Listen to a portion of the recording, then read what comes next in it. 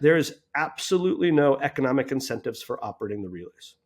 The relays carry very real cost, very real risk, and they carry zero economics. Hey everyone, before we get into it today, just want to give a quick shout out to this season's sponsor, Rook. Close to $1 billion worth of MEV has been taken out of users' pockets, and that's just on Ethereum, and that number is only getting larger, unfortunately. Rook thinks that it's time for a change, and they've built a solution which is going to automatically redirect that MEV back to where it belongs, into the user's pocket. So you're going to be hearing all about them later in the show. I'm a huge fan of this team and what they're building, so stay tuned to find out more. All right, Hasu. Welcome back to another episode of Bell Curve. Today we're going to be talking to Matt Cutler of Blocknative. You want to say a couple words about why we're having Matt on and what we want to get out of the conversation? Yeah, so Matt is one of the experts on the MEV supply chain. So I think we're going to dig into that with him. Blocknative, his company, they also run a relay in the MEV Boost ecosystem. And just to give our listeners some context, so on Monday, last Monday, if you're listening to this when the episode comes out, there was a major exploit on a relay implementation in the MEV Boost ecosystem. And so I think it would be very interesting to dig into this with Matt, as well as the implications. And I know he's been a long-time advocate for kind of better incentive design at the relay level. So we're going to talk to him about that. And his company, Blocknative, is also one of the kind of leaders on ERC 4337 account abstraction on Ethereum. So I personally haven't thought like nearly as deep as him about that, and so it would be very interesting to hear some of his perspectives. This is going to be a fascinating conversation. I think the first episode of our series was like with Tarun and Justin was really interesting, setting up some of the higher level, almost philosophical debates around MEV. And in this episode, we're really going to get into the guts of the infrastructure and how it all works. Yeah, gonna be good. Yeah. The contrast would be great, I think. I agree. All right, let's get right into it then. Hey everyone, welcome back to another episode of Bell Curve. Today, Hasu and I are joined by Matt Cutler, who is the co-founder and CEO at Blocknative. Matt, welcome to the show. Thanks for having me. Hey, Michael. Hi, Hasu. How are you? Hey, Matt. Hi, Mike. No complaints. It's been a slow, sleepy week in MEV land.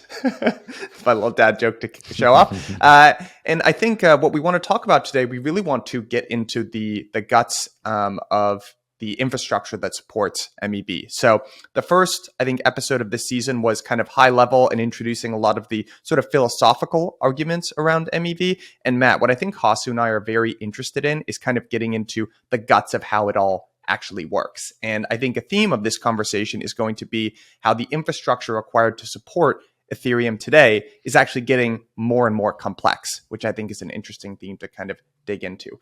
So I'm going to start actually, guys, by just sharing a super simple diagram here that I'm sure many folks listening to this podcast will be sort of aware of, but it's just a very helpful sort of basic visualization for the MEV supply chain as it exists today. And I think many folks have kind of wrapped their brains around what this looks like today. But what I hope, when we get to the end of this conversation, we're going to realize how this is getting more and more complex by the day. And this is like, not a great actual visualization for what this looks like. So Matt, maybe I can kind of first turn this over to you. I know you have a lot of thoughts around the infrastructure around MEV. Can you kind of just walk listeners through this MEV supply chain diagram that we're showing? Who are each of these individual actors? What are they responsible for doing? And then I'd love to kind of get into the economics of what, especially the searchers and builders kind of look like. So this is the canonical MEV supply chain. The first time that I saw this was actually in Amsterdam at Dev Connect in April of 2022. It was quite an interesting room to be in. I felt very privileged to be there. I was actually a speaker as part of the MEV Day agenda, which was an amazing event. And this introduces this notion that a user has something they want to do on the Ethereum blockchain. To do so, they need to access their EOA via a wallet. So let's say they conduct a simple Uniswap trade. That goes into the public mempool, which is not referenced here. A searcher then sees that, observes that transaction, realizes that this trade has MEV associated with it, whether in the form of a sandwich or in the form of arbitrage. The searcher picks up the transaction and creates one or more response transactions and forms what's known as a bundle. A bundle is a collection of transactions that need to be executed in a very specific sequence, in that sequence of the bundle. They then submit the bundle to the builder, and you can see that right there. The builder's job is to build blocks for the blockchain. So post-merge, there is this notion of PBS, proposer-builder separation, which separates the job of proposing blocks to the network from actually building those blocks. The builder's job is to build the most profitable block possible, which includes transactions from the public mempool, private transactions, as well as searcher bundles, as you can see here. Builders then compete with each other to build the most profitable block, and the validator, through a couple of mechanisms that aren't shown here, selects the highest bid. They accept the block from the builder, and they then go on to propose that to the network. And this supply chain results in a new block being proposed to the network that then becomes truth. Super helpful. So maybe we could kind of zone in on this sort of the tail end here in between the builder and the validator. So we know that one step, around this kind of area of the value chain is a relay. And Blocknative, you're an operator of a relay. You guys are also a block builder. Can you get into a little bit more of the detail around what do the economics look like for a relay today? And same question on the builder side of things. Sure. So there's a couple of pieces that are not illustrated here in the supply chain that are necessary connective tissue. So the validator runs what's known as a sidecar. It's an optional piece of software that now I think over 99% of all validators have installed. And today it ranges from about 80 to 90% of all blocks come through MEV Boost. So MEV Boost is this a small piece of software that connects validators to the MEV Boost relay network. And so what relays do is they sit between the validators and the builders, and they basically serve this critical middleman role, and it's a trusted role. It is a trade-off that was made to bring PBS to the network at the merge, because many of the design questions associated with in protocol or enshrined PBS haven't been answered yet. So what relays do is they accept blocks from builders, and basically they absorb very large amounts of network traffic because builders build blocks continuously. There's something very important to understand about what happens to the left and what happens to the right of this diagram. To the right of this diagram is the chain, and the chain is a discrete system. It clicks forward like a watch, now every 12 seconds. Click, click, click, in perfect synchrony, okay? It's 100% consistent, 100% precise, and it always moves forward, okay? On the left are the public mempool. It is a continuous flow system. Anyone in the world can submit a transaction at any microsecond, and they do. And so what happens is these two different impedances, a continuous flow system and a discrete flow system, need to get matched up, and they get matched up by builders building blocks continuously. Basically what they're doing is always collecting the latest transaction information, always trying to recalculate what's going on. And then they pass those blocks on to validators. Sorry, not to validators, to the relay, okay? The relay accepts the block. And what the relay is supposed to do, but doesn't always do, is then validate the block to make sure that the block built by the builder is valid and can be accepted by the network, validate the bid, and all that sort of jazz. This then massively simplifies the network and compute challenges of the validator, because the validator doesn't need to absorb all this traffic, doesn't need all these builders hammering it with all these blocks that it then needs to validate. All it needs to do is ask these relays, give me your most valuable bid.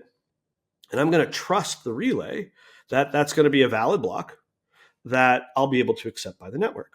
Okay.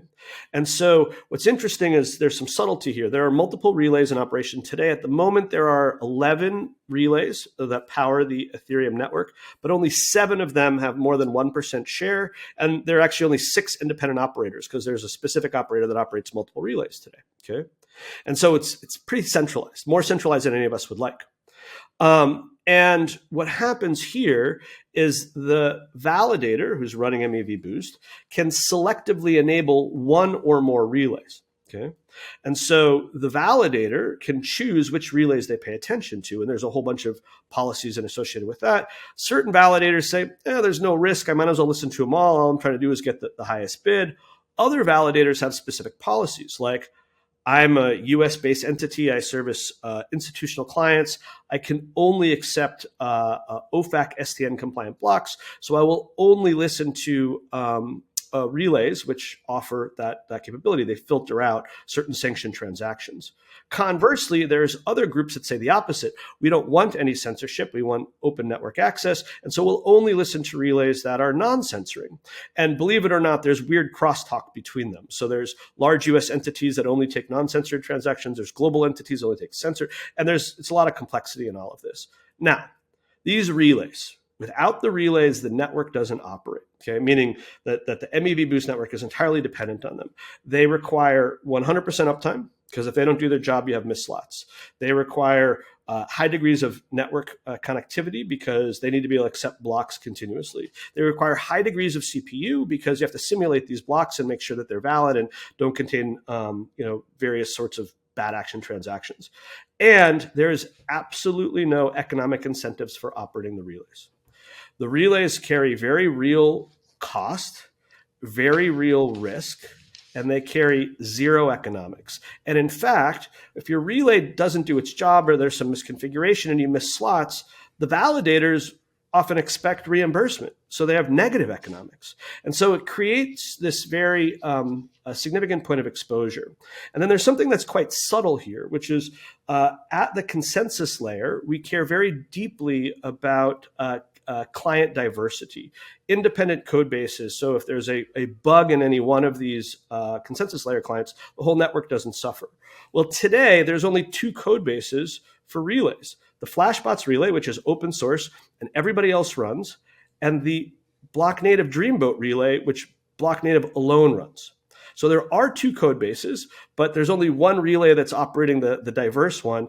And in our experience, actually talking to the validator set, they don't really care about this. This is actually not a determining criteria.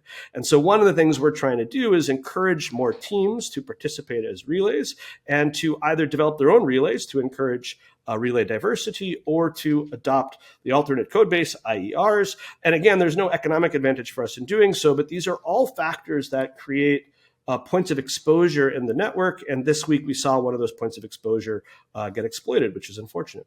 So lots of great information there. And just to maybe sum up, and this is where I'm going to kind of turn it over to Hasu. And Hasu, kind of ask you to put your Flashbots hat on here. But PBS was a decision that was made to be enshrined in Ethereum. Not yet, right? But it's separating this role of the validator, the proposer, and then builders, right? To avoid kind of this MEV dystopia that I think Stefan kind of coined. Now, one solution that we have in place now is this relay sort of function, right? Which allows builders to communicate with proposers in a trust minimized sort of way. Now, Matt, what I heard you just say is like, hey, there is this critical bit of off-chain infrastructure that an enormous amount of Ethereum is relying on, and the economics of it kind of suck today, right? You could argue that there's an enormous amount of risk that you're taking on, liabilities with not a whole lot of economic upside. So then, you might rightly be concerned about the sustainability of that long term. Hasu, is kind of in your capacity as Flashbots as the original sort of relay. Love to get your kind of thoughts on what Matt said there. Yeah, I think Matt raised. So first of all, thanks for the explanation of how the MEV supply chain works. I think the way that I always explain kind of the need for relays is that MEV Boost is a protocol to basically broker trust between validators and block builders. And in order kind of to understand the role of the relay from a very high level, we can go back to how things used to work in proof of work, where the Flashbot, there was only one relay, which was the Flashbots relay, and it was connected directly to the mining pools. And actually, the relay only sent individual transactions or individual bundles to the mining pool, and then the mining pool would use these bundles in their own block bidding. And so the mining pool always saw all of the transactions that the searchers were sending to the relay, and they were including the best ones using a kind of local block building algorithm. And this was okay because the mining pool was seeing the transactions, but the workers in the mining pool were not. They were only hashing the hashed block header that the mining pool operator was giving them, and then trying to see if they could find the golden nonce, right? And so you had this implicit privacy mechanism in proof of work where the workers were not, all of the hash power was not seeing the MEV transactions, which were valuable. And the mining pool operators did, but they had a lot at stake. There were only like 5 or 6 big mining pools, and they all, if one of them lost their access to MEV, then that would have been devastating for them. And so you could bet that they are very unlikely to misbehave. Enter proof of stake, and this whole formula changes, because now all of a sudden you have staking pools. But the role of a staking pool, even though it has the same name, is something that's completely different from the pool in proof of work. The pool in proof of work was the central party that also built the block. Whereas in proof of stake, every validator is building their own block locally. And so it's almost like you're dealing now all of a sudden with a million different mining pools. And so who do you trust? Right, and so it's a really big problem now all of a sudden for the MEV relay to decide who they want to send their transaction to, and so the answer was basically either we find a mechanism. Either we MEV becomes exclusively available to trusted validators, usually big node operators, staking pools, and so on. It totally excluding solo operators or kind of less trustworthy validators, or we find a mechanism that basically encrypts the transactions in a way that still allows smaller validators to participate in this market. And there's this trick almost in mechanism design where you can solve almost any problem that you want just by magically introducing the trusted third party. That kind of operates in the middle, right? And that's exactly where the relay comes in, right? Because the relay takes these bits from the builders, that takes the blocks, but then it shows only, same as actually as in proof of work, shows only the block header to the validator, and then the validator can sign the block header, and after receipt of the signature, the relay can then either release the block body or kind of publish the full block to the network. And I think later in the show, we will get into how this exact mechanism broke down and caused this exploit to happen 2 days ago. And that's why I thought it's worthy of explaining this from scratch. So, do you want to jump in here, Matt? It's worth saying that the relays provide tremendous economic value to the entire network for 2 very specific reasons. One, the average MEV boost block includes about 22 to 25% more transactions per slot than a vanilla block. So it's using block space more efficiently. And critically, because there's more transactions per block, there's a higher rate of ETH burn via the base fee. And so all ETH holders benefit as a result of the work of the relays. Okay. 2, validator rewards are significantly higher through MEV boost blocks. I'm using Rated Network as a dashboard on this, but it's about, the execution rewards are about 272% greater, right? So the validators get paid more, so the security budget goes up. The network is used more efficiently. The base fee burn is increased. There's more deflationary pressure, and so there's huge amount of economic benefit that is driven specifically by the work of the relays and the rest of the supply chain. And yet none of that value is today shared with those infrastructure operators, right? And it seems to me like there's certainly opportunities for us to say, well, you're brokering all this value, like there should be some opportunity to participate in that value. Now, there's many ways we could do so. There's lots of debates about that. But to me, as an infrastructure operator, that's a debate I think we should have. Yeah, I'm very interested in having that debate. So I think there's a few ways to start with this. I think I definitely agree with you that relays create a lot of value in the MEV supply chain, but I think in some ways also the value is misunderstood in that a relay is not necessary for most participants in the MEV supply chain. right? And that's why I took this a bit like longer answer, showing that only untrusted parties would be excluded from the MEV supply chain if relays didn't exist. Because so let's say you have Flashbots and you have Blocknative and you have Builder 69 and you have Jane Street, whatever. You have all of these builders, right? And you have Lido, you have Coinbase, Kraken, Binance, etc. All of a sudden you have 90% of the builder market, 90% of the staking market. And these parties all trust each other, right? There is no need here for a trusted third party. And it's basically when kind of the 10% interacts with the 90%, or the 10% interacts with the 10%. It's basically the cases where the market structure benefits, or these are the parties that benefit from having a relay.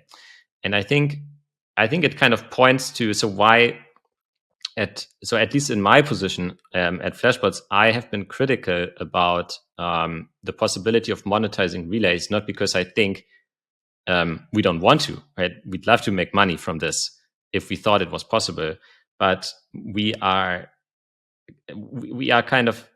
thinking it would actually make it more likely that this already kind of fragile market structure, this fragile protocol that is MEV Boost, would degrade into something that actually where more and more parties start to circumvent relays altogether. Because as I said, the relay is not necessary for all parties, but because like some amount of parties need a relay, we have almost the social consensus, the social norm that everybody goes through a relay. And that's really important because we want everybody to operate on the same footing. But once we start monetizing relays, I think it creates this incentive to circumvent relays for all of the parties who don't need it, because that would now increase their bottom line. And so that I have more arguments like in favor and against, but so we can go into them. But I first want to hear like how you would respond to this one, because I think this is, for me, it's really the crux of the matter.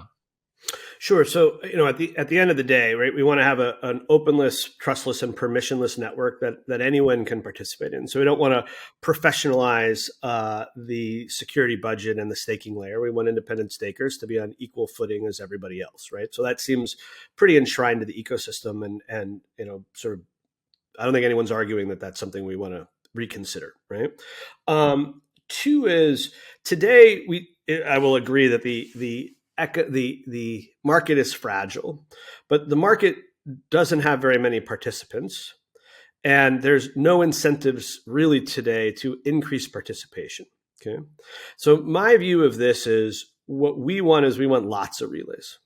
We want a lot of people going, look, the economics here is amazing, right? This is a great business to get in, and we can add value here. And so what we want to be seeing is more relays with more diversity, and more different various actors doing it. Today, basically, there's a small set of private entities who are using venture capital money to support the network, and a couple of public goods that have passed the hat. And that strikes me as, at the core of the network, not sustainable and not ideal for a network that basically is trying to be able to fund its own operations overall. Now, the incentives are real, right? So there's this argument of, well, any relay that accepts economics would then just turn around and refund it back to their validator set. So the game theory here is it'll all go to zero anyways. And my argument is that's the same thing with block builders today. Block builders can subsidize blocks. And yet there are block builders that take profit, that actually take margin from this, right? And so it would, again, the mechanisms here, I think, need to be explored. At the end of the day, the idea is there is a trade-off between the simple, cheap path for validators and staking pools to say, you know what, maybe we could eke out a couple of tenths of a point here, but we're going to destroy that on the extra overhead that's associated with building these private pathways and doing this stuff ourselves. And the easy button is just use the relay network and on a temporary basis until in protocol PBS exists, and it's totally worth it. And we understand why that absorbing the denial of service attacks, absorbing the network bandwidth, doing all this work is totally fair to have some things. So again, maybe I'm being naive about this, but it strikes me that the path that we're on leads to out of band incentives or leads to reduced participation and ultimately a high degree of centralization. Okay, let me throw a few more arguments at you and see how what you have to say about them. So just responding to this one, I think just like following all kind of economic theory. So how can a builder monetize successfully if they eke out some kind of competitive advantage, right? So and that's what we're seeing, I think, in the builder market. If a builder just makes consistently more valuable blocks than other builders, then they can monetize kind of the surplus between the two successfully, because they only need to outbid the second best builder. They don't need to bid any kind of absolute highest amount. And so in the relay market, how they would translate is, can a relay basically differentiate in a way that lets it consistently provide more value to either block builders or to validators? I think so far we haven't really seen that a relay would be able to, like, in a free market kind of sense, and that is the reason why we are talking about this in the first place, right? That kind of the free relay market doesn't really allow for any relay to upgrade its technology in a way that lets it differentiate itself from the other relays and just hence win more customers or provide more value to customers that they'd be willing to pay more. The reason why we are talking about this is because the service they provide is extremely fungible. And hence we need some kind of social convention on their ability to monetize, right? Worth noting, there is no economic advantage to operating different consensus layer clients. They all operate the same fungible service. So why do we have multiple code bases? Why do we have that? Well, the Ethereum Foundation has determined that that's a priority. So this is another way we have this, and again, it strikes me that there are multiple pathways here that we could pursue that would make and my point, like, there's two very valid arguments. One is the economics degrade regardless of how you do it. The other is it's not a free service. It's in fact a very expensive service and a high risk service. And ultimately, on a long enough timeline, these things are not sustainable. Now, the answer that's often given is in protocol PBS. Now, honest answer, what's your earliest timeline for in protocol PBS on mainnet? I think it got pulled a lot earlier this week. That would be my honest answer.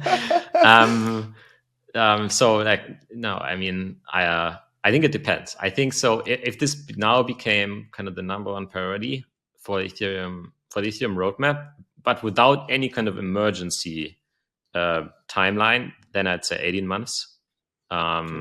If we think we have to fix this because there is now an emergency, we think we can't. The MEV boost protocol starts to break down, then I think it can be accelerated like a lot faster, like faster than a year, I think. But I want to say that I really, really agree with you that the relay ecosystem today is a public good. So none of my comments in any way were pointing to saying that the relay ecosystem doesn't provide tremendous value to the ecosystem. In fact, kind of we pay the same cost as you guys do at Blocknative, right, for running the Flashbots relay. We do that because we think it's essential to uphold this market structure. And so I think we have to basically talk about it from a funding public goods angle more so than from an angle of how can we turn this into a market that can be monetized successfully in a kind of free market way. Yeah, it's worth noting that we sit on the same side of the table, and in many ways, Flashbots is out ahead, right? They've been the champions and architects of this, which is an incredible system that is really helping the entire network move forward. So the benefits again are tremendous, but the flack that comes back, the heat, the argument, like is it's not very gratifying to be an operator in this role, right? And Hasu makes the point about builder differentiation, and we can talk about this, but some of the earlier episodes was all about latency, and it turns out that a lot of the builder advantage, not all of them, but some of the builder advantage are actually latency games. And so again, it sort of all reduces down to latency games. And the reason why latency games are problematic is it favors the largest, best funded, most sophisticated actors in the ecosystem. And then we're back to where we started. The whole grand Ethereum experiment is to build the foundation for the next economy and to make a fundamentally more equitable system. And if at the core of the system there's not very much equity built in, or there's incentives that route around that, then that's problematic, right? We as a group were very early advocates for MEV recirculation back to users, because fundamentally that's where it starts. We've been really happy to see that meme really take off, and now it's sort of the topic right now about how do we create more equitable recirculation and the right ways to do so. We're sort of want to get out in front of this issue as well. That in the formative stages of Ethereum, you could assume the infrastructure is just like, I don't know, we use Infura. We don't really think about that, right? Turns out if you ask Infura, it's a pretty hard job. It's a pretty expensive job, right? And we're now to the state where there's enough economic value flowing through the system that assuming the infrastructure, we think is super dangerous. We think it's bad for the participants in the network not to really understand the infrastructure implications. And we think it's not short-sighted, but incomplete if the incentives don't account for, hey, look, there's latency infrastructure advantages here. And unless we're very explicit about creating compelling incentives, then negative incentives and therefore centralizing incentives will emerge. And so we're starting to see some traction on these concepts as well, but that's basically where we think the next series of debates needs to happen inside the ecosystem. I think it's an interesting question to what degree like the relay layer should be incentivized. And here I have a few more.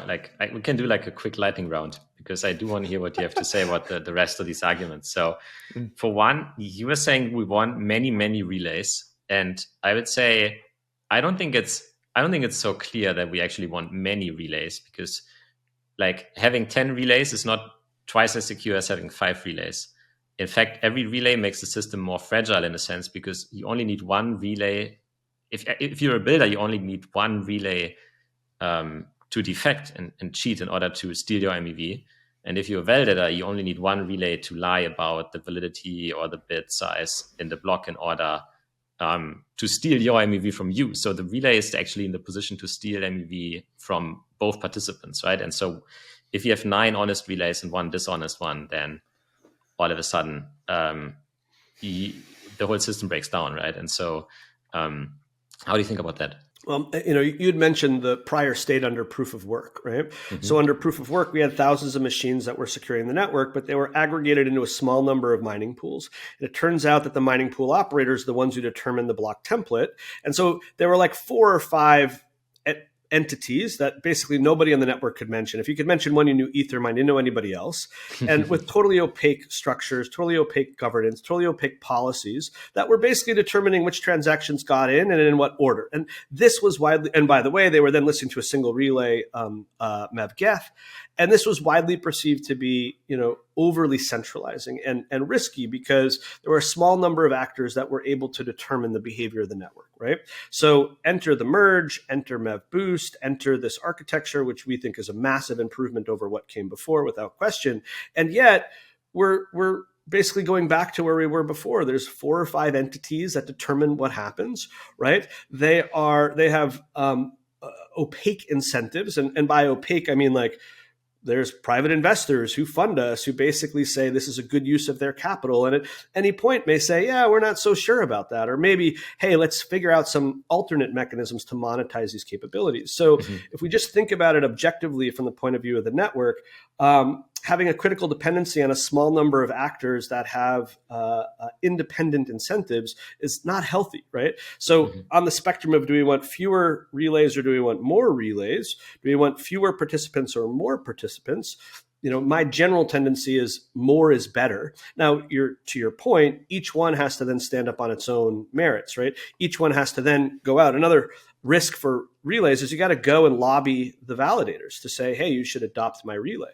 Here's the policies. Here's why. Yeah. Right. Then you have dashboards like the Tornado Watch dashboard that are keeping you honest. Right. And you have to go talk to the searchers and say, hey, searchers, here's why you should submit bundles to us. Right. Yeah. And then everybody's sort of pinging each other to figure out what their bids are. So operating a relay requires real human capital, real out-of-pocket expense, and depending on your jurisdiction, may often real regulatory exposure, and therefore having a small number of entities in a small number of geographies doing so, not great for the network. Hey guys, quick break from the show here. I want you to imagine something for me.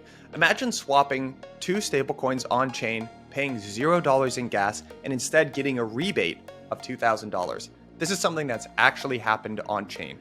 To understand how, I want to introduce and thank this season's sponsor, Rook. Zooming out for a second, the current state of affairs at MEV is billions of dollars so far have been extracted from users' pockets using MEV.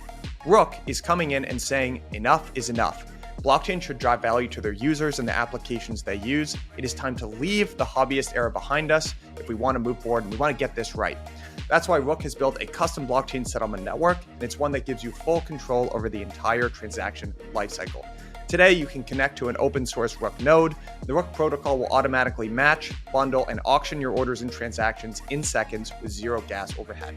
Also, any MEV that's discoverable along the way will be returned to you, the user. Created as a collaboration between the industry's top mechanism designers and MEV engineers, Rook was built from the ground up to be scalable, safe, and programmable.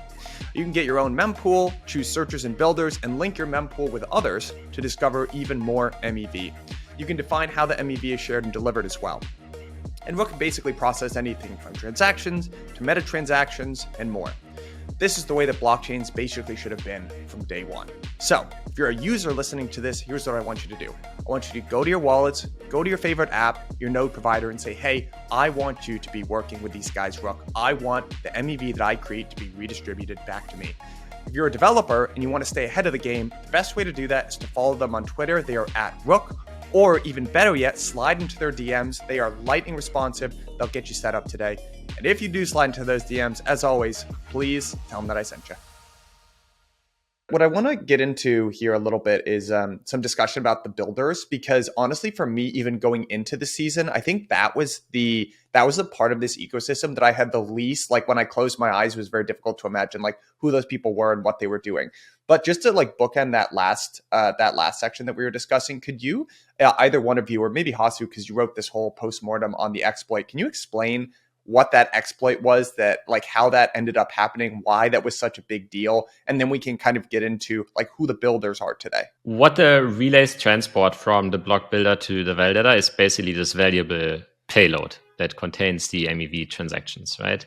And the way it works in the good case is that the relay shows the block header to the proposer, and then the proposer selects the highest block header and signs it. And then upon receipt of the signature, the relay reveals the block body to the proposer, and the proposer can then publish the full block. The relay also publishes the full block, so both are happening. In this case, the relay there was a bug in the relay implementation that caused the relay not to check whether a particular part of the validator signature was actually valid. So what the validator did was they sent a signature, but the signature was not valid, and so it didn't make actually a full block. And so the relay couldn't publish the block to the network, where it would then be picked up by other nodes, and in the attestation committee, it would receive attestations, and these would give it then weight in the fork choice rule, and this block would get finalized, right? But this is not what happened. So the relay couldn't publish the block because the block was not valid, but it still released the block body without checking whether another block was basically already being finalized. And so it gave away this information about the MEV transactions to the proposer, and the proposer had then all of the transactions, and they could construct their own block and steal the MEV. But stealing the MEV was not all that happened here. So if they stole the MEV, then they would have made a couple of, maybe like the average block in MEV Boost is 0.2 ETH or something, is a small number, right? Not too much, yeah. So that's not what happened. What happened was also that they, in the first step, they put out very, very specifically parameterized trades in very low liquidity Uniswap pools that baited very specific sandwich bots to make very, very risky trades. And then they basically took these trades, knowing that they were exploitable, to be what we call re-sandwiched. And then they basically drained the sandwich bots that way. So it was an attack that was not on a particular builder per se. It was on specific.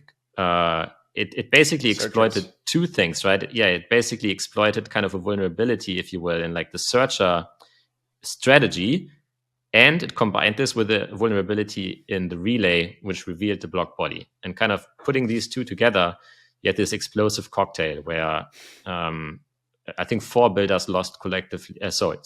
Four sandwich bots lost collectively around $20 million in that transaction.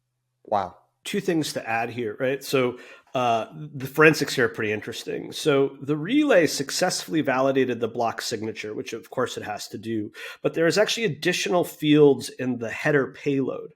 And in particular, what happened was the parent root and the state root, which are necessary to be certain values in order to propagate the header to the block to the network, were zeroed out.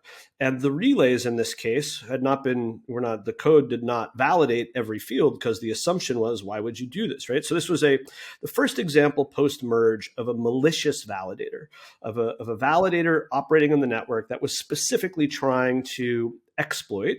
And clearly, whoever did this, it was well orchestrated. It required some time to set up and test. And they had very deep understanding of how this stuff actually worked and where there were gaps. Okay. And again, this is the sort of thing where you say, with increased code diversity, might a team who had been building this sort of thought of this and the note, maybe, we don't know, right? But regardless, these are the sorts of things that happen when you have small number of actors who are responsible for large sets of the network, handling lots of value, and you have very clever adversarial actors out there who are looking to gain an advantage, right? And so on one level, you could say, hey, well played. On the other level, you could say this is kind of gnarly. And when we talk about trust assumptions, it's easy to sort of abstract. And I find part of what happens in this world is we have these high-level abstractions, like the searchers trust that their bundles are private. They expect the relays to handle them very carefully. And because of that trust relationship, they can sometimes maybe not be as careful as they should be. Okay, because they don't need to be, because there's trust, right? And that trust, when it gets pierced, again, in this case, not intentionally, but accidentally, right? There can be significant economic consequences of that, which is why we all go for trustless permissionless systems, because that reduces the likelihood of any of these sorts of situations happening. Matt, I would like to push back on one thing that you said. So I agree with everything. I disagree with the point you said about relay diversity, because I would argue in this particular case would not actually help, because the validator is free to choose to basically get the payload from any relay they want. They are not forced to take the payload from the highest paying one. So if any relay, and that's what I meant earlier, it's why it's not clear that we actually want more relays, more relay implementations, is because only one of them needs to be malicious or faulty, needs to have some bug. It's like one of n security model, where only if one of them is faulty, you can always like attack the whole system. So there's a social layer here. So in this regard, and this is not a criticism by any means, in this current situation, there are some new things that have come to light. What is the Flashbots team doing? It's proactively alerting all the relay operators, okay, and saying, hey, this is an issue. We've issued some code. You need to upgrade. Now, we who operate Dreamboat, it's different for us, because we then have to implement that code ourselves. But this is not this notion of there is information sharing among the operators. So in the alternate timeline where there had been many relay code producers, perhaps one of those code producers say, hey, I noticed that we're not checking everything here. Hey, everybody, this strikes me as something that's vulnerable. Ours is checking, yours should check too. And we all go, oh, good catch, thanks. And we do that. So again, it's just more of the more eyes on the subject, the more people who are thinking about it, the more likely gaps are likely to be spotted. Okay. And again, hey, just write code that doesn't have bugs. We've been saying that for 60 years now, right? The reality is this stuff is complicated. Yeah. No, I agree with. The more eyes we have on this, the better. But that said, I would still say it's better to have more eyes on the same code base than have more eyes on several code bases, simply because this is unlike a consensus system, right? Where we just need like 30% of the network to make progress and then the network stays live or whatever. This is actually, if there's 5 code bases and one of them has an error, the system is always getting exploited 100%. Gentlemen, I respect the healthy competition between a couple of relay operators, but I'm also going to firmly drag us up the value chain here.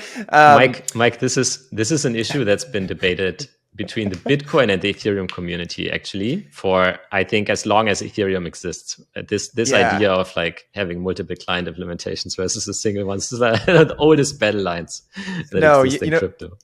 You know what? Can I say part of the reason this whole season has been so fun for me is because I will continuously come across these ideas and think, wow, this is really interesting, only to realize this has been heavily debated for, 5 or 6 years. And even Hasu, sometimes I'm like, hey, we should talk about this. And you're like, Mike, this has already been talked about. Like this is a subject that people have a lot of opinions on.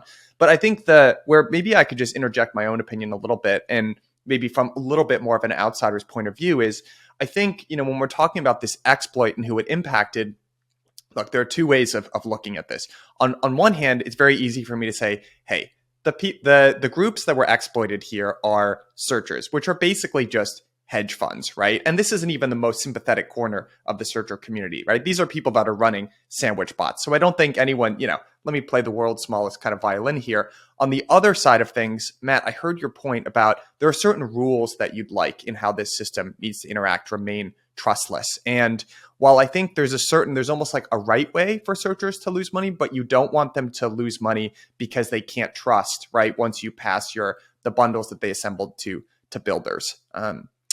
But I got to ruminate on that and try to figure out where I actually come down. But I want to pull us up to it's kind of the top of the supply chain here, because there's some really interesting kind of new forces that I think are going to start pulling on this supply chain, this neat, easy to understand supply chain that we've outlined. And maybe the very first one of those is the introduction of order flow auctions and the growing influence of wallets over the course of the next couple of years. And Matt, you actually in our kind of pre-call used this exact term, sleeping giants. So I'm actually going to show the next one of my super simple diagrams here, how order flow auctions might change kind of this dynamic that we were looking at before. So this is a slightly different view of the MEV supply chain with kind of a very simple diagram for how order flow auctions might interact with things here. So Matt, maybe I can kind of call on you first here. Like, talk about why you think the increasing influence of wallets and user preferences is going to be prevalent as a force in the MEV supply chain. And what do we mean when we talk about order flow auctions? Sure. So just real simply, like I always bring it back to the user. So Mike conducts a Uniswap trade via Zapper using his MetaMask or Ledger wallet. Okay. MEV then results, right? Today, Mike or any of the tools he uses is not aware, nor does he consent, because there's no mechanism for Mike to share his preference, right? There's all these other actors in the network who have these explicit facilities to exert and specify their preference, right? But today the user's cut out of that. Doesn't seem great, right? And if we look at sort of the root of MEV, like the reason why MEV exists is because these 4 actors, the transaction originators, Mike, Uniswap, Zapper, and the wallet Mike uses, basically conducts a transaction. And so one of the things that is prevalent in the ecosystem today is, hey, could we recirculate this MEV and cut folks in, to participate in the value? The great news is there's now this explosion of proposals. We at Blocknative have put forward what we call Wallet Boost. Flashbots has put forward MEV Share, and there are multiple others there. And generally what this does is say, expose the transaction at the intent layer. right? So the user is intending to do something, and by exposing that intent, searchers can now get access to that earlier in the cycle, or exclusive access potentially, and bid on these opportunities. And the way that the bidding works is it goes back up the value chain to the user, the wallet, the protocol, the dApp, et cetera, right? And now if we really think about the mechanics of a transaction, the privileged actor, the actor who sort of has the most control, is the wallet. And the sleeping giants are, historically, the wallets have basically been blind to this. Like, sort of the best you could do is configure, Flashbots protecting your RPC endpoint to privatize that. But I always equate that to, like, anything that expects the user to be smart is generally not a good idea. Like, what, you used your MasterCard at the grocery store on Wednesday night? Oh, dude, you just got screwed, right? Everybody knows not to use MasterCard on Wednesday night. Oh, you don't have a Visa? Well, then you shouldn't shop on Wednesday nights. Like, no one wants to work that way. No one has that expectation, right? That you aggregate knowledge, you push complexity to the end user. Like, instead, you want to have tooling and applications that are MEV aware, or even infrastructure that's MEV aware. And I think we're seeing all of that happen. But to answer your question, OFA, order flow auctions, is, hey, see the transactions early, bid on them, push value up chain, and there's a bunch of action that's happening there, and Flashbots is at the center of all of that as well. Hasu, any commentary there? I know this is kind of an idea that we're very keen on exploring for this whole season. So I'd love to actually just kind of ask you on air and give your perspective for the audience here. Like, what are your sort of thoughts about this? The introduction of order flow auctions. I mean, I think it's an extremely fascinating development, one that has been long in the making. I agree with Matt. So one of my main surprises is that basically these other quote unquote sleeping giants, they haven't like woken up earlier to this, because there are a lot of ways to mitigate MEV at the application layer. So DEX aggregators, for example, hardly expose any MEV, right? But the thing is, it's not clear to users necessarily that they are creating MEV. And so they are not using DEX aggregators as their default, right? They prefer kind of the brand that they trust, which is maybe Uniswap or some other exchange, where they are exposed to more MEV. I mean, Uniswap itself could have done more, a lot more, to protect their users against MEV, just in terms of setting dynamic slippage limits in their front end based on the pool you trade in and whatnot, right? There's like a huge bucket list of things that could have been done that haven't been done. But if I had to guess, then I think Uniswap v4, if it comes out, would probably address some of these things on kind of the user side, right? Now, I think what makes order flow auctions very interesting, I think the problem of MEV, kind of in a more simple way, it's almost like a second transaction fee, right? And so already as a user, if you had the ability to kind of set a negative transaction fee, then you'd be in many cases able to internalize the MEV yourself just through all of the existing infrastructure, right? So we don't have that capability, but that would be one of the ways of doing it. Another way would basically be that you show what both Flashbots and Blocknative want to do, it is to show the transaction to a market of searchers who can then add their own background, and then they get bundled together and sent to different block builders. And that's how you kind of achieve the same thing. Just that in the one case, you basically pay less for your transaction. And in the other case, you basically get rebated the amount. But so I think what it points to is there's a bunch of different ways of doing order flow auctions. We haven't touched nearly on the whole design space yet, but I think there's a big design space, and I think it's going to be something that's going to be very, very interesting in the next 6 months. And it's worth noting that we're collaborating on this stuff. So there's not people are dogfighting for the right way to do this. It's like, hey, let's make it easy for the ecosystem to have one set of standards to apply to, and we're trying to reconcile all these various approaches. But it's interesting to consider, if we look at the total value of MEV and the sources of it, it can be reduced down to a handful of wallets and a handful of protocols.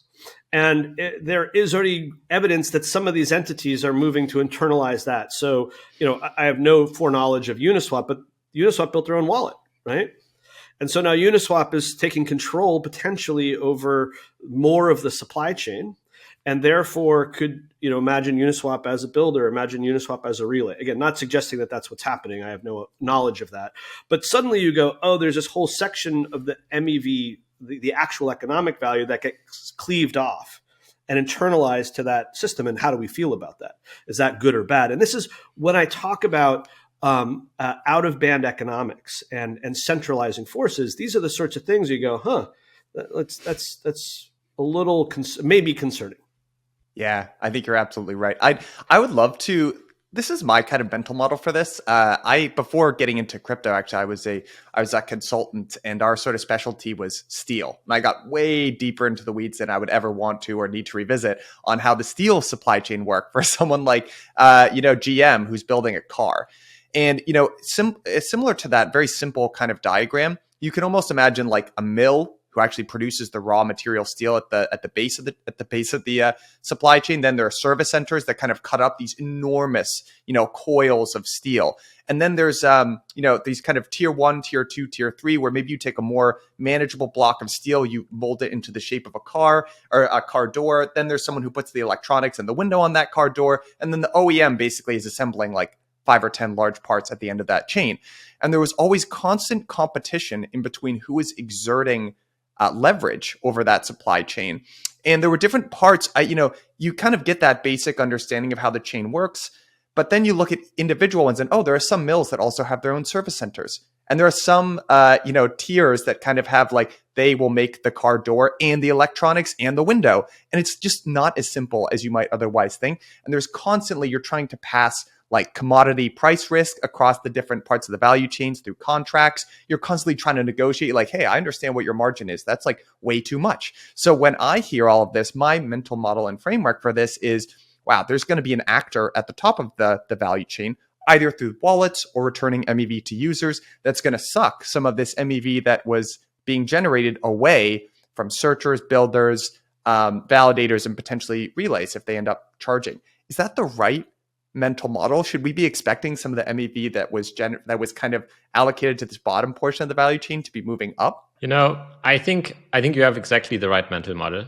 So my mental model for competition is, in the most simple way, basically you have this profit pool that's being generated by users kind of using the chain, and then you have all of this, everybody down on the supply chain kind of in this industry, and they are all sharing the same pool, but everybody's kind of at the mercy of the user, right?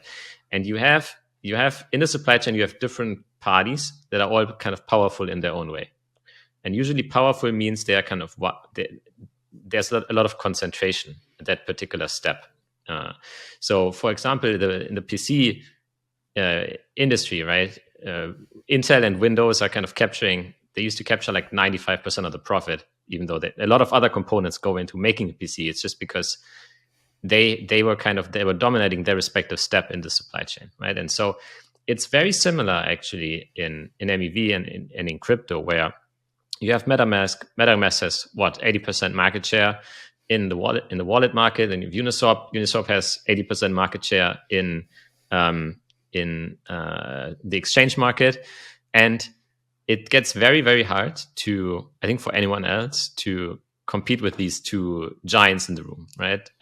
So as a smaller player, I think you're basically at the mercy of what these major players are doing, and they have a lot of leverage also over the user, right? Because the user has a lot of inertia, as we know. So and that's why it's so important what you said earlier, right? The kind of the smart users, the smartest, most sophisticated users are already using DEX aggregators or using kind of upbc.flashbots.net or whatever, right? They know how to protect themselves.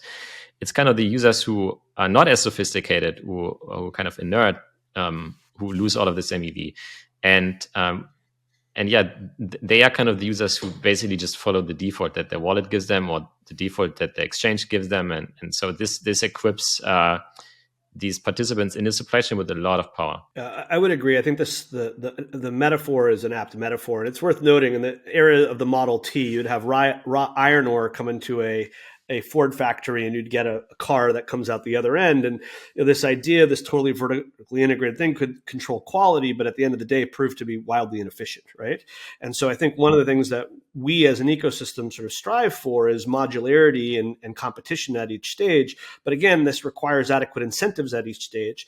And the issue here is there's relatively low marginal cost for a sophisticated, well-resourced actor to vertically integrate top to bottom. And we're already seeing evidence of that. And so, again, this is this whole MEV dystopia meme of like recreating Citadel. And so I think there are some real risks here. Now, there's countervailing forces. Along comes account abstraction in 4337. And I think the subtext to all of this is, today, the user base is relatively small. We want to onboard the next billion users. In order to do so, it's got to be a lot easier to use, and it's got to be perceived as equitable, right? If users are like, I don't use that because they steal from me or because I don't really know what's going to happen, it's probably going to depress user adoption. Well, 4337 opens up all sorts of new possibilities for traditional actors to now get involved here, right? And those traditional actors are also quite aware of the MEV game and what's going on there. So, while it can look like the micro environment that we're in right now is sort of tied in a knot, as we pick our head up and look down the roadmap, it starts to open up quite a bit. But with each new thing that we add in, it adds complexity. And I think this is, again, one of my messages to the ecosystem is, don't assume the infrastructure. Do consider the incentives here, because these incentives need to be ecosystem aligned at 4337 and at 4844 and as you go down the line. And so anyways, that's the drum that we're continue to beat here. Super important. And for me, I'm just going to try to introduce mental models for how I think about this stuff. But for me, like, complexity ends up being kind of a tax. And you could even imagine something like the tax code of the United States. I don't know if you've ever tried to pay a complicated set of taxes. It's basically impossible to do yourself. And in order to interact with that layer of the system, you basically need an accountant or a middleman to just explain to you all these complicated rules. It ends up being, so that's why wealthy people in the US ultimately end up paying less tax than non-wealthy people a lot of the time. Now, Matt, you brought up account or 4337 account abstraction, and this is the last of my diagrams that I'm going to show you here. And this actually comes, Matt, from your own thread that you tweeted out, but it was the most helpful diagram that I've seen so far on this exact issue. And I'm hoping that you can explain this. So this is going to be, for those of you who aren't following along via video, we're kind of looking at a simplified version of the chain that we've been referencing this entire time. And then what we're looking at is inside, in between like the user and the EOA that Ethereum had just assumed before. So, Matt, can you explain 4337? Just give us like a kind of a super quick high level TLDR on what account abstraction is. And then let's get into the MEV implications of that. At a simple level, account abstraction makes wallets and their transactions more expressive and more programmable. So today, to do a transaction, you need what's known as an EOA. It's pretty narrow in terms of what you can do and what those things can be, and also puts a lot of pressure on the user to manage private keys. Okay, what account abstraction does is sort of open this universe up quite a bit and make wallets and accounts just more abstract, so you could do more and different things with them. Now, I was very challenged to wrap my mind around this. I was reading all this stuff on 4337. I just couldn't picture a mental model. I wound up reaching out to a bunch of friends in the ecosystem smarter than me, and they all said the same thing. They didn't have a good mental model. And so we sort of realized that a lot of folks in the ecosystem didn't have one, and maybe we should try to develop one. The big unlock to me was that you have a signed transaction today with an EOA, and in 4337, you have a signed transaction as well. But you introduce this new actor known as a bundler that acts as an EOA proxy. So they basically sign the transactions on your behalf. Oh, so now what the realization is, what 4337 and account abstraction does is introduce this new layer. And I call it the user intent layer. There's this word intent is a little bit overloaded now. But basically, it's this pre-chain layer where users can express what they want their smart contract wallet to do. They use this using a 4337 wallet. They create these pseudo transactions called user ops. And very curiously, they submit those user ops to what's known as the alt mempool. So today, Ethereum has a public mempool, which is shared, quote unquote, among all the nodes of the network. Now we're going to introduce an additional mempool. That's a brand new construct. And though it's called the alt mempool, it really should be alt mempools, because there can be an arbitrary number of these. So now you're going to have these issues of mempool fragmentation. You're going to have issues associated with various rules for all of that. Now, the alt mempools contain these user intents. The bundler basically acts a lot like a block builder. What they do is they take these user ops, which are the intent, they put them together into what's known as a bundle. They sign that bundle, and then they submit it either directly to the public mempool or privately to a builder. And because this pattern of take the CPU, take the network, take the storage, put it out of band, give it to a third party, incentivize them, right? This pattern is now repeating. We had it with builders, we have it with bundlers, and there is speculation that many of the builders will become bundlers, right? And again, here's another example of supply chain integration, right? Same things. But the net of all of this is it's an upgrade to Ethereum user experience without requiring a hard fork. It opens up wallets to do all sorts of new and interesting things, like social account recovery, like gas sponsorship, like being able to use any token to pay for gas, to do multi-part transactions like an approve and a swap at the same time. But it does so in this relatively clever way by creating this new intent layer. That's a very quick overview, which is hopefully explained here in this diagram, which you can find on my Twitter feed. Yeah. Matt, that was super helpful. So, one of the things that immediately kind of jumps out to me, first of all, there's the introduction of a new set of actors, right? There are bundlers here. So I have some questions about what those people actually look like in practice, and if you see builders end up being bundlers. But even before we get to that, it occurs to me, maybe this is just the way that you've laid out the diagram, but all of this stuff happens almost before, right at the start of where the supply chain started before. So, the first question that I kind of have for you here is, does this introduce the opportunity for more front running somehow? Quite possibly, right? So before we talked about OFAs, right? And now here we have user intents. So I'm intending to do a trade. That trade is going to imbalance a pool, right? So now bundlers will have access to MEV opportunities at the intent layer. And this may be one of the motivations for being a bundler and why you may have bundler searcher integration, right? Et cetera. I'm sure Hasu has a POV on this. Actually, not as much of a POV on this. I would resonate with everything that you said. I kind of have a relatively superficial understanding of ERC 4337, but it seems very logical that all of block builders would take the role of being bundlers. And this is basically another role that the builders have to take on. And so instead of having kind of a builder centralization, we now also have to kind of think about like bundler centralization. Like what will bundling as an additional job for builders do to the builder market? Like, does this introduce more centralization? Do we now need to make sure? So, because, for example, we're talking about this problem of exclusive order flow, which is if a builder has access to more order flow than other builders, then they can use this to make more valuable blocks, and they can use this to get access to more order flow in a kind of self-reinforcing cycle. And so, what I've heard a lot of times is that there can be many, many mempools now, and users can decide where they send their user ops. And this immediately kind of made my exclusive order flow alarm bells go off, because if kind of the user ops are not widely available to different builders, then all of a sudden you kind of have almost a supercharged version of exclusive order flow. And so I'm very curious, Matt, how you think about this intersection of user ops and bundling and kind of builder centralization. So we're thinking quite deeply on this, and we at Blocknative have been publishing quite a bit on 4337. I think the simple answer is it's too early to tell how this market's going to evolve. There is a very high degree of interest in all things 4337, so I think we're going to see a lot of experimentation there. I was recently quoted in an article in Cointelegraph saying, like, look, while anyone could be a bundler, there are open source bundler code out there. It requires a fairly high degree of specialization. You need to bring a bunch of CPU, you need to bring a bunch of network, you need to bring a bunch of storage, you need to bring a bunch of relationships, which again, your average independent actor is probably not going to have, right? As opposed to, hey, I have 32 ETH, I want to set up a staking rig, totally fine to do so. The builder has all of that, right?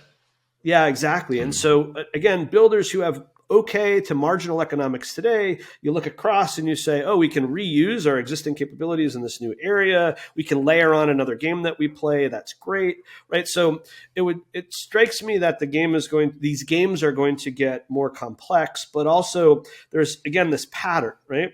By the way, the same pattern is going to exist in 4844 with data availability sampling, right? Like, what are the economics of being a data provider in a post 4844 world, right? Yeah. Because the builders are already going to have a lot of the data because they already need to do that already.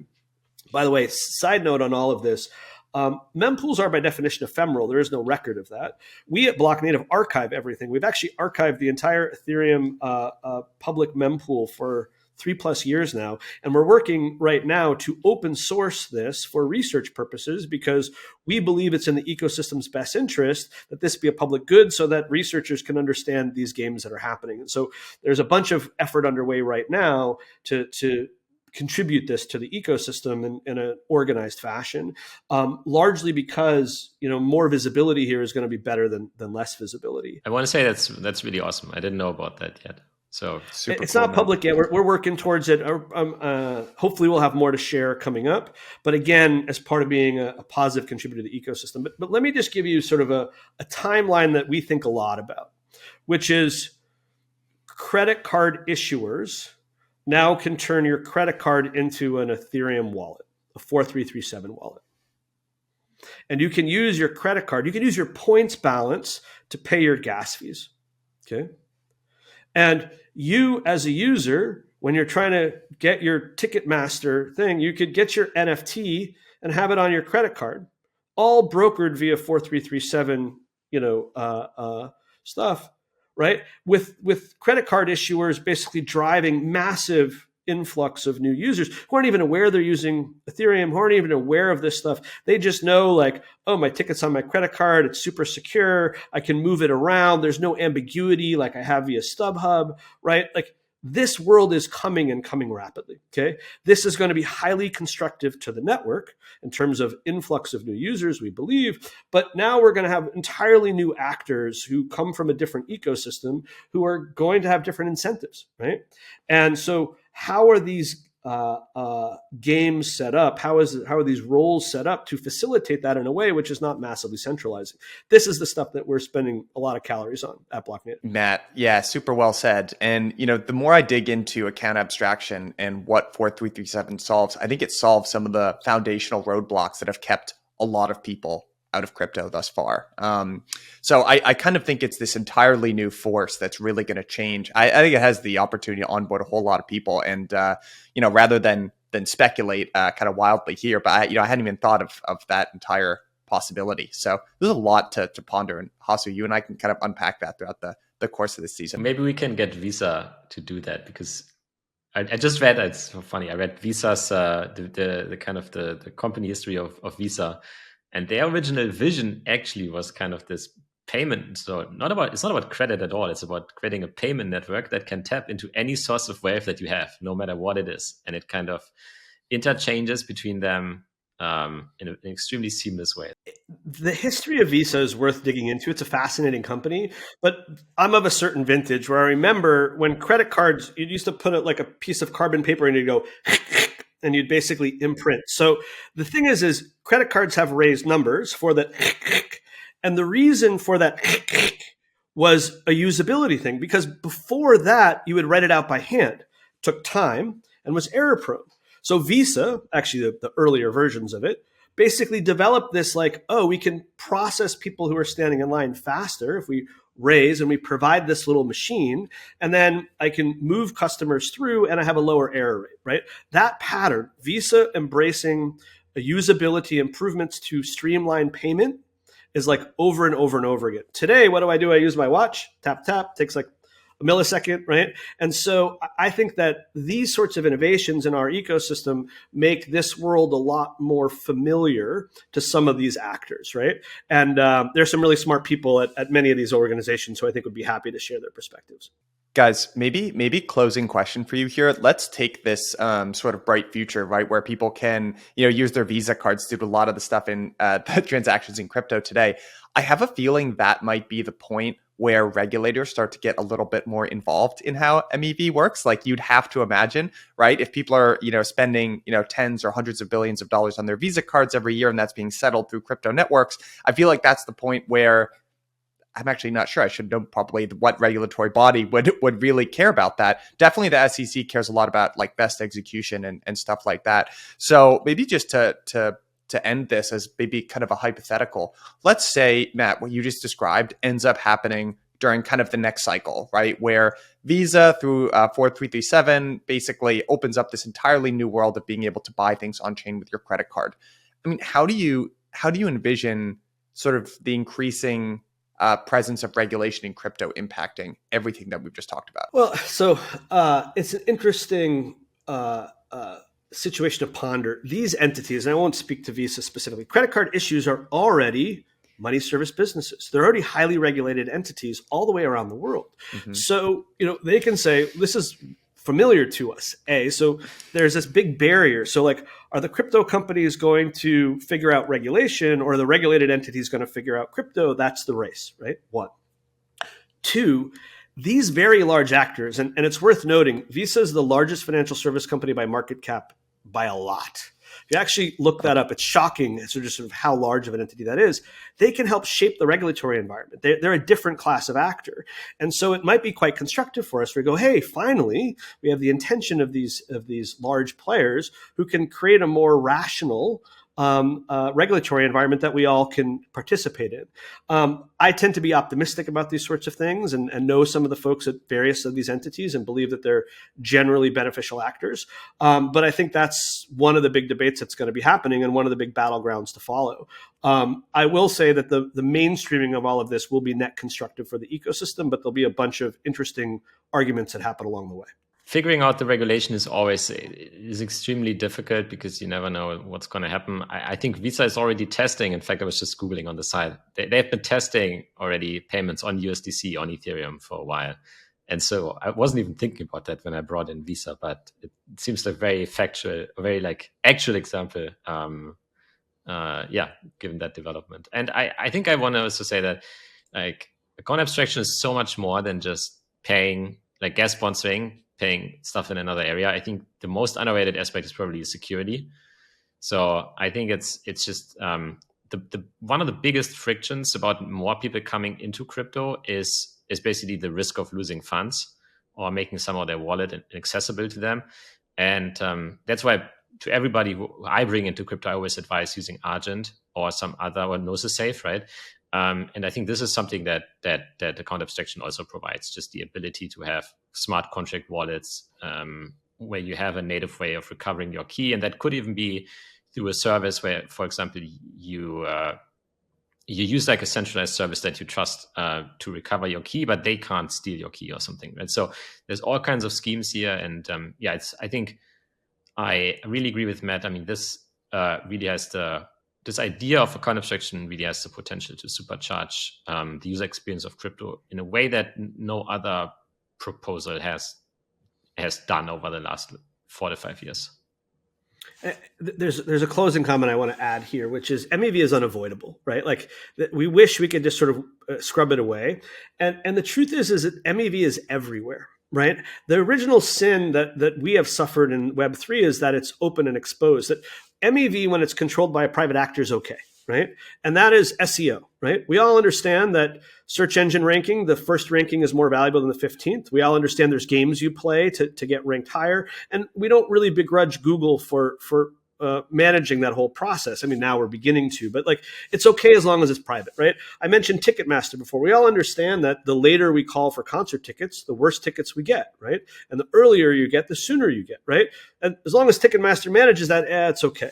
It's true of airline landings, runways during bad weather, right?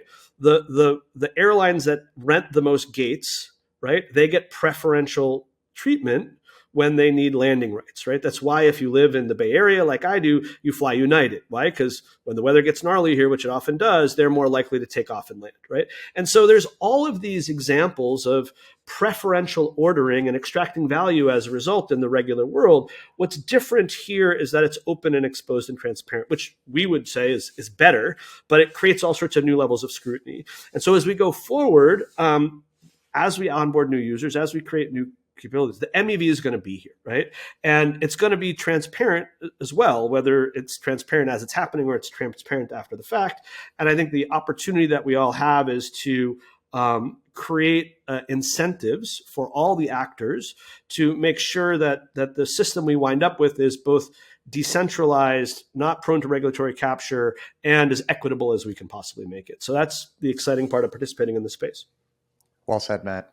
It's funny. Out of we're 3 for 3 now on referencing Google as a as a source of real life MEV, and the Ticketmaster example is also funny. I've never told you guys. Maybe it's a good time to reveal. I was at one point a very poor searcher on Ticketmaster, and actually have lost some money trying to.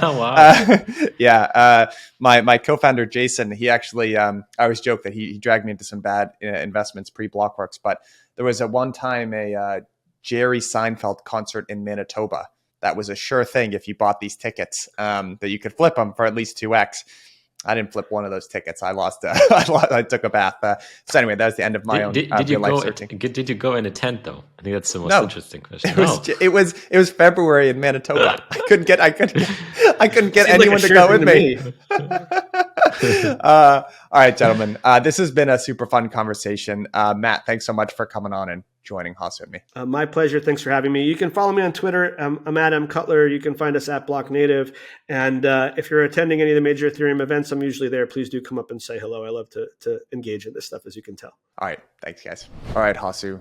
Excellent episode too. That was a lot of fun. Oh yeah, really enjoyed the conversation with Matt. I've never met Matt face to face. So this is actually the first time that we talked via video chat. And yeah, I mean, I was loving the energy. I think we had a great back and forth there on kind of relays and monetization in the relay market, and later on account abstraction. And yeah, really enjoyed the conversation with him. Let's focus on that sort of back and forth you two had over the economics that support relays, because man, this was just, I love these sorts of debates because I don't think there's any one right answer. And man, I can really see both sides of the equation, right? And if I'm summing this up correctly, your point is basically like, look, relays support that. Like if we didn't want to rely on just like big centralized trusted parties, we wouldn't necessarily need relays there, right? There's like the Jane Streets of the world can talk to the big, staking pool operators, and then we wouldn't even need the relays to begin with. The reason we have relays is because we want those small individual kind of stakers to have the same opportunities that the big centralized guys do. And if you were to charge for your relay, you would defeat the entire purpose of that. On the other hand, I totally understood where Matt was coming from as well. An enormous part of how Ethereum works today is based off of the work of off-chain entities. And right now there are no economics to support it. Yeah, I mean, he has a totally valid point. That's the thing. And kind of this discussion about relay monetization, there's no clear right or wrong answer. There are parties in the MEV supply chain, so validators and builders who basically need a relay so they can even talk to each other, right? And you could definitely monetize a relay that does that. But the problem is kind of if all relays monetize, if then just like the participants who don't need relays will start to circumvent them. Right. And as long as there are relays, and that's why relays can't monetize, and as long as some relays don't monetize, no relay can monetize, because the service they provide is kind of fungible, right? That's kind of the line of argument, the main line of argument for why it's basically impossible in a free market way to monetize. Nonetheless, it's kind of, we had this back and forth. They do provide this very valuable service. And there is a reason that we want all of networks to go through relays, even though it wouldn't be technically necessary, which is just we want everybody to operate, all builders and validators to operate on kind of the same latency, right? And so if some builders could talk directly to validators and vice versa and didn't have to go through relays, they would give them a distinct advantage. And that's not something that we want to enshrine, right? And that's why we think having relays is better than not having relays, or kind of having relays as a mandatory role is better than having relays as an optional role in terms of the monetization.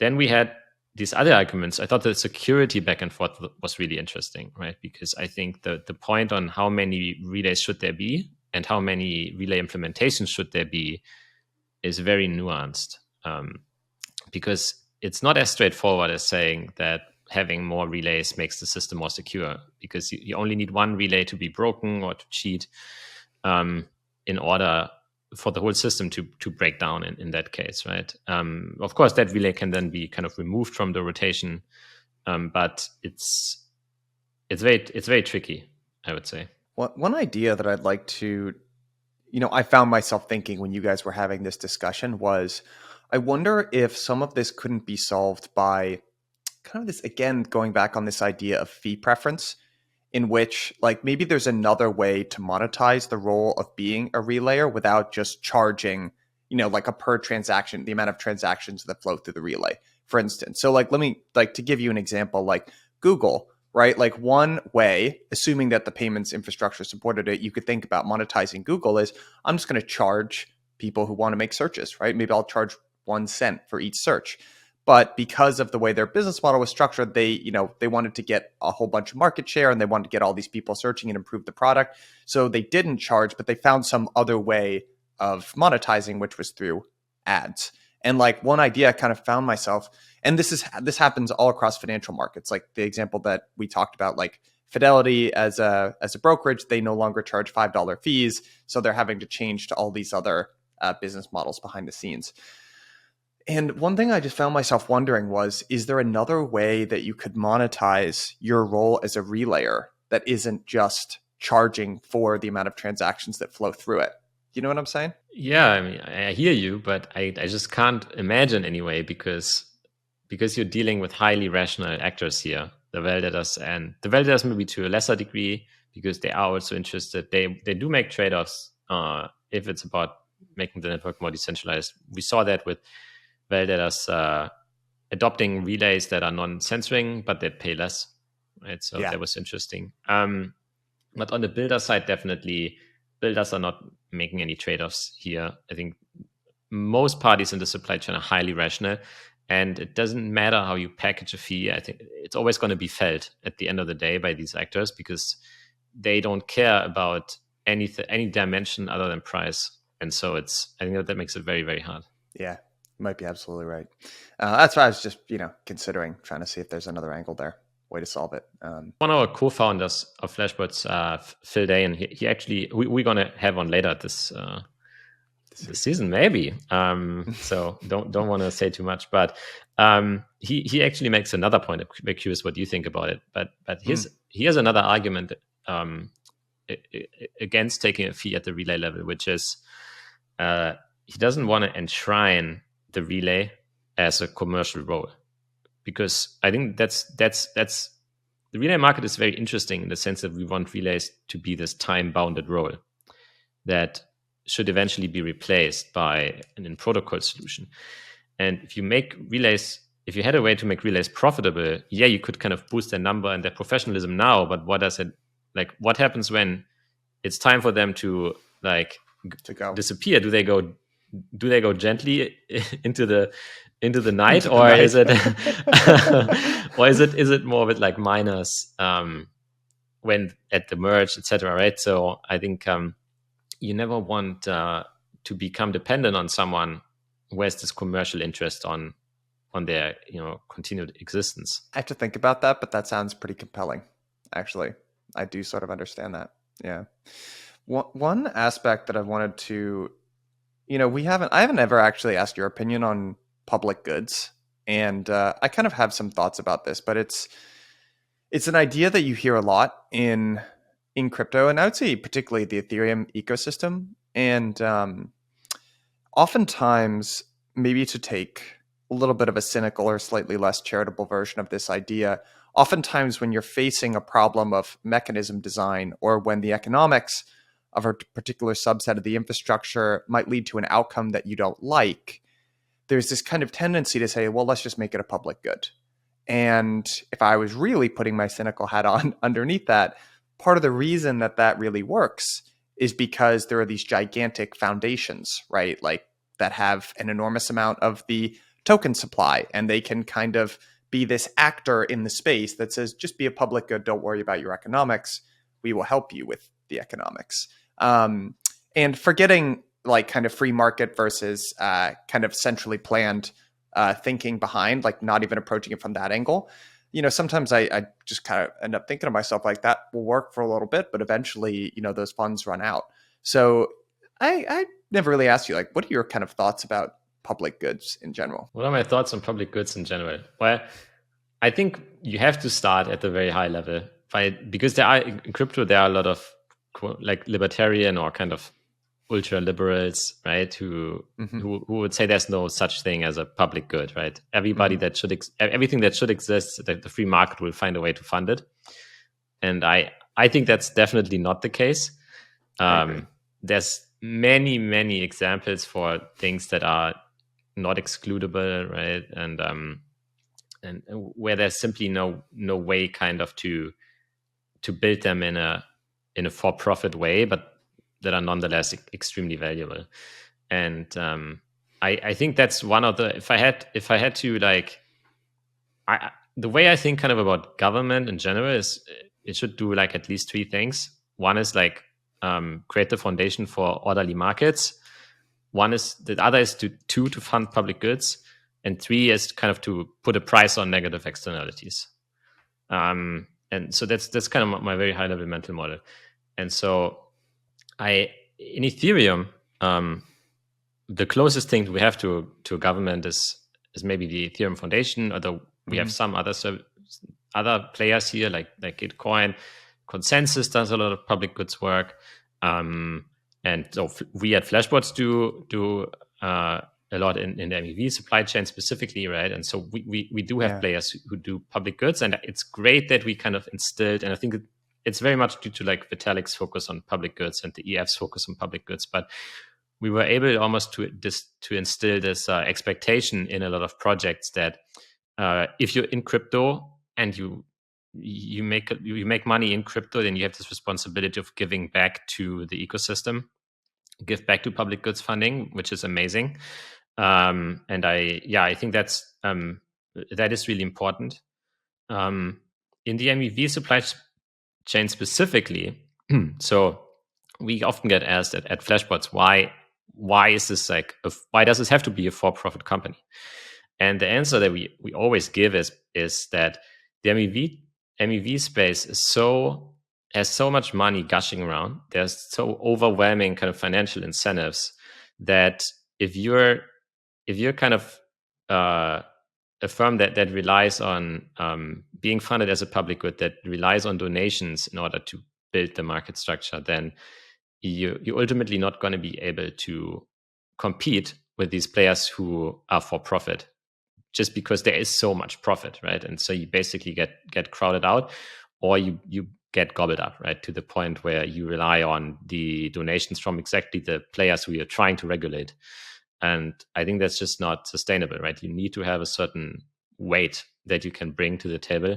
Otherwise, you're not going to be able to compete or to steer the space that has so many potential giants in it and sort of so much revenue potential behind it. It's an interesting sort of tension a little bit. And like, I don't want to go this high level, but one thing that I often kind of think about a little bit is, there's so much economic incentive to vertically integrate. And there's it's just so strong. And there are different like vertical integration in different sectors, like my example of the steel supply chain has just so many less implications than vertical integration at some sort of financial layer of infrastructure. And it just makes it very difficult. And sometimes I wonder about crypto in general, if we do need some sort of, oh my God, I'm blanking. What's that? The window, an Overton window to shift. Yeah, an Overton window to shift to kind of show the market for people to wake up about the idea of resiliency and the impact that, like I think it applies to MEV a little bit, but I think it applies to crypto in general. And I spend a lot of time thinking about. You mean in the sense that we should be funding even more public goods than we are? because it or I think in the sense that like a lot of the one way to interpret some of the design philosophies of Ethereum as an economic system is resiliency and fairness. I think are two kind of right at the core. Mhm. I think if you view these economic systems through the lens of efficiency, then it's very difficult to compete with what exists today. Mhm. But it's just a different set of preferences, and we are seeing how efficiency, when taken to its logical extreme, plays Mhm. out in a lot of different spaces. And I just wonder, once the collective value proposition says, wait, there's actually an enormous problem. You can take efficiency too far. It's like the Yeah. paperclip sort of hypothesis or experiment. I wonder if there's a point when people start to say, wait, there are actually downsides to this system. We demand some more resiliency and transparency and fairness, and then crypto wins in that sort of dynamic. Oh. I wonder if kind of resilience is just efficiency over time, right? On like a longer time frame. So maybe because like the most efficient systems are also the most likely to break down, right? And the most resilient systems are not, they sacrifice efficiency, but they can survive for a very long time, right? And so maybe if you get people to zoom out and take a longer time horizon, they automatically start to favor they start to think more about the risks, and they start to favor more resilient systems over more efficient ones. It's a super interesting thread to pull, but I want to get your thoughts on kind of the discussion that we had around account abstraction and wallets in general. That one is, there's like, to me, the innovations around account abstractions are kind of twofold, which is one, it abstracts away a lot of the complexity of managing your private keys, which I think is huge, frankly. And then the other one is it allows for gasless transactions. So in theory, you could have an app that is subsidizing the gas costs of its users. So right there is kind of a huge double whammy in terms of, from the user's perspective, interacting with apps on Ethereum, is that you don't have to pay gas for every little transaction that you want to do, and you don't have to worry so much about your private keys. So, that was super interesting, and I'd love to get your sort of thoughts on that. I mean, so first of all, I thought that Matt's explanation of account abstraction was A plus. I thought that was really good. I hadn't heard it explained in such a condensed way. I would agree with you. I mean, I'm not super deep on the topic myself, but I've been a fan of smart contract wallets for a long time. Like early investor in Argent, and because I really believe in the idea of kind of, I mean, it's not even ideological, right? With a lot of things, it's about, I prefer system A over system B because for like reasons that I have to like actually like reason about it, right? And but with the smart contract wallet, it's so, no, I like actually don't want to use an EOA wallet because I don't trust myself to like do the necessary security. Like I need the security, and that kind of a smart contract wallet provides me. Otherwise, I don't feel comfortable using crypto on chain. Like that's the kind of degree to which I think they are better. But so far, they have been held back by, it's like just so much more costly to use a smart contract wallet on Ethereum layer 1. And you already have all of these EOAs. And so all of this infrastructure is being built around EOAs. So like applications, wallets, they all kind of expect you to have an EOA, and that's the accounts that users have. And so I find it so nice that kind of now you can build this stuff on top of an EOA and on top of kind of infrastructure that expects an EOA that kind of combines the best of both worlds, right? That has this backward compatibility, but it also gives you the security properties of a smart contract wallet. Absolutely. And it's still like the implications of this, I'm still kind of working my way through. So I want to be careful about like getting too over my skis and just speculating, but I think it's worth maybe digging in a little bit more this season, because there's all the benefits of kind of account abstraction on the wallet layer. But then we also found that it adds this whole new portion of the MEV supply chain, and it also introduces two new sets of actors. So one of those Matt got into, which is bundlers, but there's also paymasters as well. So there's just like a kind of an additional layer of complexity as well. And that might also be worth thinking about as a theme to pull out this season, because almost, yeah, I agree. Almost makes me want to pivot a little bit and like do an episode on coin abstraction, maybe see where what there is in terms of the relationship to MEV. I don't know if there is a lot of relationship to MEV. I think there might be. I mean, it's definitely an economic pressure on the supply chain, if nothing else. But it would be interesting to see if maybe other things become possible, because there's separation between. I didn't quite agree with when Matt said that a coin abstraction has this intent layer, because ultimately you're still making a kind of pseudo transaction, and the way that it can be crafted into a transaction is quite limited. But the way I think about intent is more broadly, I guess, right, where somebody else actually constructs the full transaction for you. But nonetheless, I think what you can do with these pseudo transactions,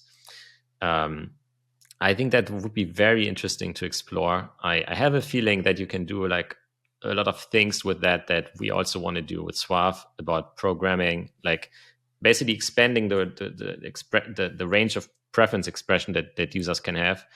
And it would be super interesting. So, I mean, let's see if we can find someone who has thought about this in a deep way. I agree. And that's probably a good place to end it, and maybe give listeners a little bit of a tease of next episode. So just on this theme that we have of increasing complexity, right? On top of all these new dimensions that we're adding to main chain MEV, there's also now obviously the implications of MEV in a world of modular scaling of L2s and potentially L3s. And again, we're having on Robert Miller and John Charbonneau for the next episode to kind of talk about this. But I might also, I want you to weigh in as well, as someone who's thought very deeply about Suave, because I think that's at kind of the heart of solving that challenge. Yeah, I think this would. I mean, I'm really looking forward to this as maybe the highlight of the season, or one of the highlights of the season. Robert, obviously head of product at Flashbots, is the driving person behind Suave, implementing Suave, and John Charbonneau, one of the most prolific writers and researchers in the MEV space. And I know both of them have thought a lot about MEV in the modular stack, and would be very interesting to explore how sequencing is going to work in layer 2, but also what this means for the MEV economics of layer 1, where kind of what's going to happen to block building, how Suave works, and where it sits in this future stack. And I'm really, really looking forward to this episode. This one's going to be a fun one. All right, my friend, until next week,